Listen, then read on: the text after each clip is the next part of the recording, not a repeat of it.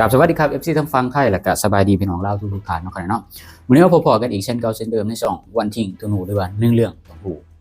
มื้อนี้แอดมินสิพาไปเบิ่งเนาะเขื่อนแตกอยู่ลาวแต่ว่าสื่อหลักของลาวหรือแม้แต่ว่าเพจอื่นๆนี่ที่เพจของรัฐบาลลาวควบคุมนี่บ่รายงานข่าวนี้พี่น้องน่าตกใจแล้วก็ว่าส่วนนี้ได้เกิดผลกระทบแอดมินก็งงเนาะคิดแบบนี้เป็นความคิดที่โง่หรือฉลาดพี่น้องสร้างใต้ทั้งโตเอาไปบวงมาปิดได้บ่พี่น้องสุดท้ายก็ในโซเชียลเขาก็ลงกันก็คือแอดมินก็ได้ภาพวิดีโอที่มาจากโซเชียลที่เขาโพสต์กันประชาชนนี่โพสต์กันน่าอายบ่พี่น้องเนาะสิไปจะได้ไปเบิ่งกันพี่น้อง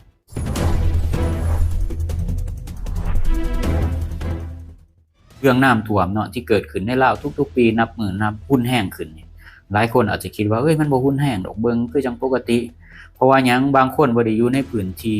ที่มันน้ำท่วมบางคนอยู่ในเมืองบางคนอยู่พื้นที่สูงแต่บ่เห็นเนาะคนที่เขาถือผลกระทบร้องไห้เนาะนำบ้านนำเรือนถูกพัดเนาะพี่น้องล้มหายตายจากสัตว์สาว่าสิ่งถูกพัดไปเนาะโอ้บางคนเขาหาอย่างยากลำบากเนาะแล้วก็สิ่งที่มันหายไปกว่านั้นก็คือระบบการเดินของน้ำเนาะเส้นทางน้ำเปลี่ยนไปพี่น้อง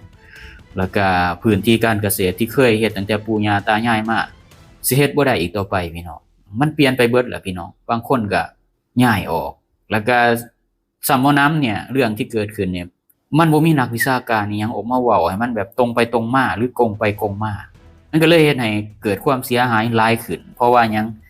เนาะรัฐบาลลาวเนี่ยควบคุมสื่อบ่อยากให้เว้าเรื่องลบๆจังซี่แต่ว่าการที่บ่อยากให้เว้านี่แม่นอยู่มันเป็นการป้องกันหน้าตาเนาะป้องกันบ่ให้เสียชื่อเสียงแต่ว่าผลกระทบมันสิเกิดหลายถ้าเฮาบ่มีการเว้าบ่มีการวิเคราะห์คนเขาก็สิบ่ฮู้เขาก็สิอยู่จังซั่นแหละยังเฮ็ดไร่เฮ็ดนาอยู่ปกติเนาะยังปลูกเขื่อนปลูกศาลใส่พื้นที่ที่มันเสี่ยงเนาะนี่แหละเนาะคือความเสียหายที่มันจะเกิดขึ้นตามมาในอนาคตเนาะบางคนนี่ฟังแล้วรับบ่ได้เด้คือบ่อยากให้เว้าเรื่องลบๆแม่นอยู่เพิ่นบ่ได้อยู่ในแถวเขตนั้นเนาะบ่อยากให้เว้าบ่อยากให้กดดันบ่อยากให้แก้ไขนะสรุปคือจะปล่อยให้มันเป็นไปตามยถากรรมแม่นบ่พี่น้องอันนี้สำหรับความคิดของคนบางคนแต่อย่าให้เข้าใจด้วยว่าเรื่องนี้มันบ่แม่นว่าเรื่องที่บ่สมควรได้มันสมควรอย่างยิ่งแล้วก็บ่แม่นเรื่องลบพร้อมมันเป็นประโยชน์พร้อมแต่เป็นเรื่องที่ต้องผลักดันนำพี่น้องให้เกิดการแก้ไขที่มีประสิทธิภาพต่อชีวิตและก็ทรัพย์สินของพี่น้องร่วมชาติของพวกเฮาเนาะ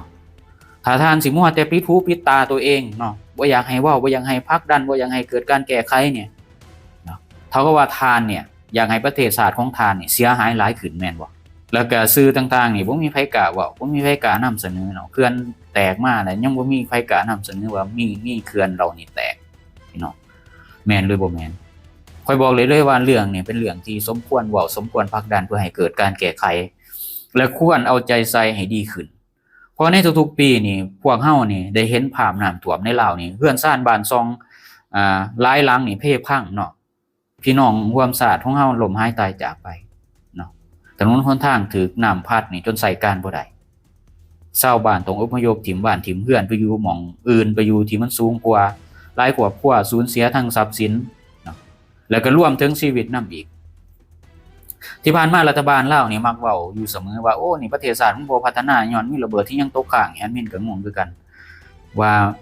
มันไปเกี่ยวหยังกับระเบิดทั้งที่ว่าโครงการ999โครงการที่รัฐบาลให้สัมปทานเขาก็ยังเฮ็ดได้ปกติบ่เห็นว่าสิมีระเบิดบ่เห็นว่าสิกีดขวางการพัฒนาอิหยังแต่ว่าสำหรับรัฐบาลนี่อิหยังก็ยากไปเบิดแต่ว่าต่อไปนี่พี่น้องสิ่งที่จะสร้างผลกระทบอย่างใหญ่หลวงให้กับชาติบ้านเมืองหรือว่าเป็นสิ่งที่กีดขวางการพัฒนานั้นก็คือเขื่อนนี่แหละสิเฮ็ดให้ชาติบ้านเมืองบ่พัฒนาพี่น้อง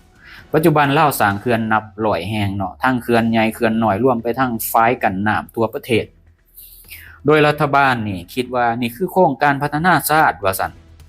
เพื่อเปลี่ยนลาวให้เป็นแบตเตอรี่แห่งอาเซียนว่าซั่นขายไฟฟ้าให้ประเทศเพื่อนบ้านอย่างเช่นว่าประเทศไทยประเทศเวียดนามแล้วก็จีนเนาะฟังแล้วเนาะก็คือเป็นการก้าวเดินเนาะครั้งยิ่งใหญ่ของประเทศลาวแม่นบ่ล่ะแต่ในความเป็นจริงแล้วนี่เขื่อนเรานี่กลับกลายเป็นปัญหาที่ซับซ้อนยิ่งกว่าระเบิดที่ตกค้างหลาย10เท่าก็ว่าได้เพราะว่าภัยธรรมชาตินี่เฮาก็ยังบ่ฮู้หรอกว่ามันสิเกิดขึ้นแห้งเนาะปีใดมันสิแห้งบ่ พายุสิเข้าหลายปานใดเฮาคาดเดาบ่ได้เลยพี่น้องสิ่งสำคัญนี่รัฐบาลลาวนี่ระบบการแจ้งเตือนนี่หรือว่าสิมีนักวิชาการนักวิเคราะห์ต่างๆนี่มาเบิ่งผลกระทบที่จะเกิดขึ้นมันบ่มีพี่น้องแล้วก็ปล่อยให้ประชาชนอยู่ตามพื้นที่เสี่ยงแบบปล่อยปละละเลยตามยถากรรมจังซี่นี่มันบ่จบบ่สิ้นพี่น้องเขื่อนบางแห่งนี่ต้องปล่อยน้ำออกแบบกระทันหันได้พี่น้องเฮ็ดให้พื้นที่ชุมชนอยู่ลุ่มเขื่อนเนี่ยถูกน้ำพัดหนักอย่างที่เคยเห็นในอดีตที่ผ่านมาบ่นี่แหละเนาะที่จะกลายเป็นปัญหาที่คาดเดาบ่ได้เลย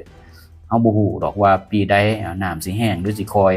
พายุสิมาแห้งปานใดแต่ถ้าว่าเขื่อนเนี่ยปล่อยน้ำบ่ทันหรือว่าเกินขีดความสามารถนี่ผลลัพธ์ก็คือหายนะต่อประชาชนในจุดนี้แหละที่คนลาวเฮาเบิ่งบ่ออกแม่นอยู่ว่าเนาะต้นเหตุของภัยพิบัติเนี่ยมาจากธรรมชาติแต่สิ่งที่เฮ็ดให้ภัยพิบัตินั้นรุนแรงขึ้นนั่นก็คือสิ่งที่มนุษย์สร้างขึ้นมาเองเนาะหรือว่าเขื่อนนี่แหละและในกรณีของลาวเฮาก็คือโครงการแบตเตอรี่แห่งอาเซียนที่รัฐบาลลาวนี่หรือว่าคนลาวนี่ภาคภูมิใจเนาะหรือคิดว่าเป็นการพัฒนาศาสตร์อาจกลายเป็นระเบิดเวลาที่กำลังกลับมาทำให้ประชาชนและก็พี่น้องร่วมชาติของตนเองเฮ็ดให้ประเทศชาตินี่บ่สามารถก้าวไปข้างหน้าได้อย่างแท้จริงพลังงานสะอาดหรือว่าบาดแผลของประชาชนนี่ประเด็นใหญ่ในประเทศลาวซึ่งเริ่มเห็นผลจากเขื่อนแตกในแขวงอัตตปือเมื่อปี 2018 ที่หลายคนคิดว่าแบตเตอรี่แห่งอาซีเนี่ยคำนี้แหละหมายถึงการที่ลาวนี่สร้างเขื่อนไฟฟ้าน้ำตกหรือเขื่อนพลังน้ำนี่นะเพื่อนำไฟฟ้านี่ไปขายให้ประเทศเพื่อนบ้านแต่คำถามก็คือเขื่อนเรานี่สร้างพลังงานสะอาดแท้หรือบ่หรือว่าแท้ๆแล้วกำลังสร้างบาดแผลให้กับประชาชนและค่าไฟของทานถูกหรือเพิ่มขึ้นเนาะท่านไปคิดเอาเองประเทศลาวมีภูเขาหลายพี่น้องมีแม่น้ำลำเซ่หลายสายเนาะโดยเฉพาะแม่น้ำคลองเนาะและก็นำสาขาต่างๆที่เฮ็ดให้รัฐบาลเนี่ยอาจเห็นว่าเป็นคุ้มกำลังมหาศาลในการสร้างไฟฟ้าพลังน้ำจนถึงตอนนี้หากนับรวมทั้งเขื่อนใหญ่เขื่อนน้อยแล้วก็ไฟกัน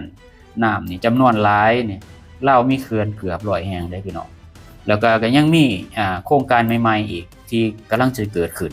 ที่อยู่ระหว่างการก่อสร้างหลายแห่งเพิ่มขึ้นมาอีกเพราะว่ารัฐบาลลาวเชื่อว่าการมีเขื่อนน้ำจำนวนหลวงหลายเนี่ยเฮ็ดให้ลาวนี่สามารถขายไฟฟ้าเป็นรายได้หลักก็ว่าได้แต่ปัญหาเนี่ยเกิดขึ้นเนี่ยก็คือทุกปีในช่วงฤดูฝนเนี่ยหลายพื้นที่นี่ที่บ่เคยถูกน้ำท่วมมาก่อนนี่บางครอบครัวต้องอพยพหนีบางครอบครัวเริ่มต้นชีวิตใหม่ทุกปีหลายคนก็บอกว่าน้ำท่วมแบบนี้มันบ่แม่นภัยธรรมชาติเนาะแต่เป็นย้อนการปล่อยน้ำจากเขื่อนมาสมทบหรือบางเขื่อนสร้างเขื่อนแล้วเฮ็ดให้ระบบน้ำตามธรรมชาตินี่เปลี่ยนไปรัฐบาลมักอ้างว่าเขื่อนไฟฟ้าน้ำตกคือพลังน้ำที่สะอาดว่าซั่นบ่มีควนบ่มีมลพิษแต่ถ้าเบิ่งลึกลงไปแท้ๆแล้วเนี่ยพลังงานนี่สะอาดแท้หรือบ่เพราะว่าการสร้างเขื่อน1แห่งนี่ต้องท่วมพื้นที่กว้างใหญ่ป่าไม้ถูกทำลายระบบนิเวศถูกเปลี่ยนไป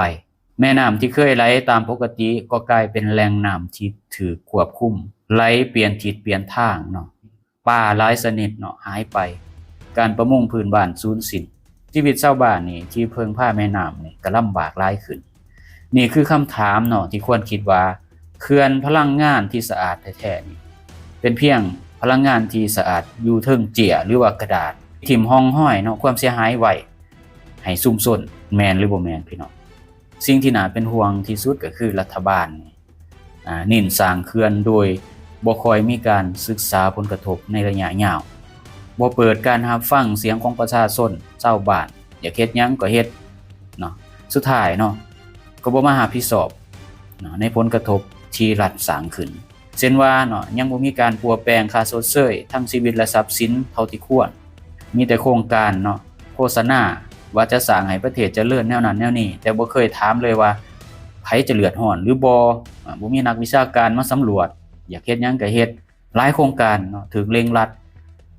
พอต้องการให้ได้เงินไวๆลงทุนไวๆเนาะได้ไฟฟ้าไวๆโดยบ่ได้วิเคราะห์ผลกระทบด้านสิ่งแวดล้อมและก็ชีวิตผู้คนอย่างจริงจังถ้าเบิ่งโดยรวมนี่จะเห็นได้ว่าลาวนี่มีเขื่อนหลายก็จริงแต่ผลเสียที่ตามมานั่นก็บ่แม่นน้อยได้พี่น้องคำถามก็คือในอนาคตนี่ลาวจะพัฒนาไปในทิศทางใดกันแท้ จะยังสร้างเขื่อนต่อไปหรือจะหยุดหรือจะหันมาศึกษาพลังงานรูปแบบใหม่ที่มีผลกระทบต่อสิ่งแวดล้อมหน่อยเช่นว่าพลังงานแสงอาทิตย์หรือพลังงานลมเป็นอันดับสำคัญถามว่ามีบ่ก็มีแต่ว่าก็ถือว่ายังรัฐบาลลาวยังเห็นพลังน้ำเป็นสำคัญกว่าการพัฒนามันบ่แม่นเรื่องผิดพี่น้องแต่ถ้าเป็นการพัฒนาที่เฮ็ดให้ประชาชนเดือดร้อนเฮ็ดให้สิ่งแวดล้อมเสียหายแบบนี้จะเอิ้นว่าการพัฒนาแท้หรือบ่ที่สำคัญเนี่ยประชาชนเนี่ยต้องได้รับความช่วยเหลืออย่างทันการเลยพี่น้องและควรได้รับการเยียวยาจากน้ำที่พัดเรือนซ่านของเขาเจ้าหรือว่าชีวิตทรัพย์สินแน่นอนเนาะภัยพิบัติเนี่ยมันประเทศใดก็มีแต่แตกต่างกันอยู่บนว่าการแก้ไขการวางแผนรับมือและการช่วยเหลือเยียวยาที่บ่คือลาวเพราะฉะนั้นบ่ต้องเอามาเทียบพี่น้องในเมื่อมีโครงการใหญ่ระดับอาเซียนหรือระดับอาเซียนการช่วยเหลือประชาชนนั่นก็ต้องมาเป็นอันดับหนึ่งและควรให้ความสำคัญกว่าสิ่งอื่นใดนั่นเองสำหรับมื้อนี้แอดมินก็ขอบคุณขอบใจขอบคุณสำหรับ FC ทุกท่านที่เกียรติมาติดตามมาฟังชมหรือกดไลค์กด Subscribe เพื่อสิได้บ่พลาดคลิปต่อไปอีกพี่ต่อไปสำหรับวันนี้ขอกล่าวคำว่าสวัสดีครับสบายดีบาย